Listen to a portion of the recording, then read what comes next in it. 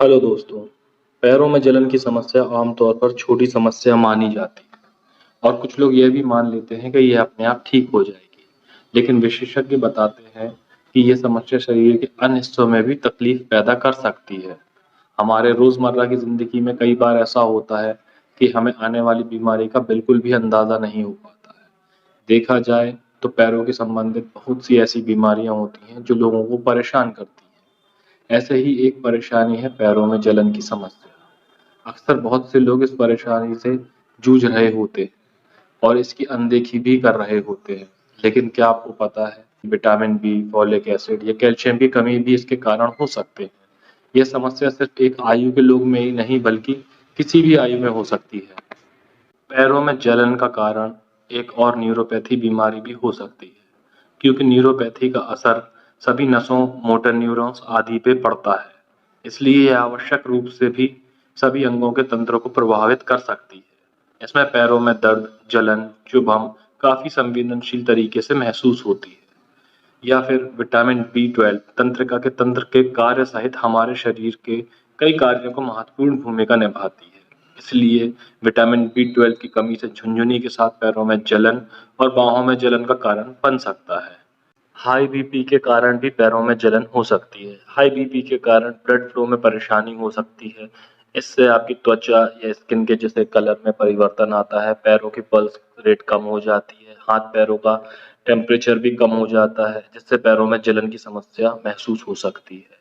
या फिर आपके किडनी से जुड़ी बीमारी होने पर भी पैरों में आपकी जलन हो सकती है। अगर आपको थायराइड हार्मोन एक लेवल से कम हो जाता है तो भी आपके पैरों में जलन हो सकती है। या फिर आप अगर जैसे कोई दवाई ले रहे हैं तो उसका जो साइड इफेक्ट्स है उन कारण भी पैरों में जलन देखी गई है, तो वो भी एक कारण हो सकता है। या अगर व्यक्ति के रक्त वाहिका यानी कि जो आपका नर्व्स होती हैं उनमें अगर कोई इन्फेक्शन होता है तो आपके पैरों में जलन या तेज जलन हो सकती है।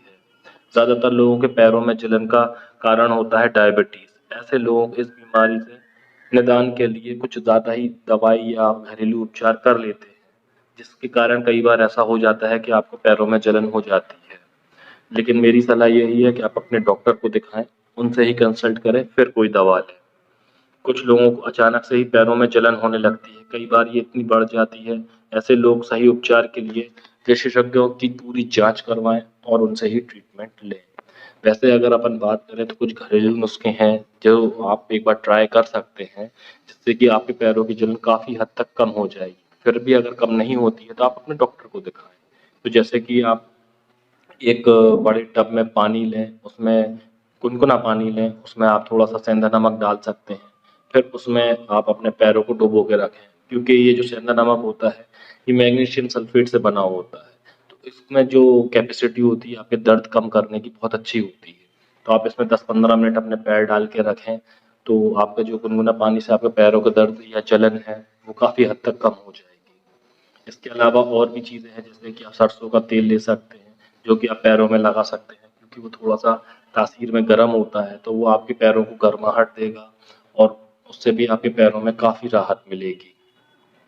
इसके अलावा आप सिरके का भी उपयोग कर सकते हैं, जैसे कि 1 गिलास गुनगुने पानी में आप 2 बड़े चम्मच कच्चा सिरका या जैसे अनफ़िल्टर्ड सिरका भी कहते हैं, वो मिलाकर पिएँ, तो उससे क्या है आपका ब्लड फ्लो अच्छा होगा और आपके पैरों की जलन दूर होगी।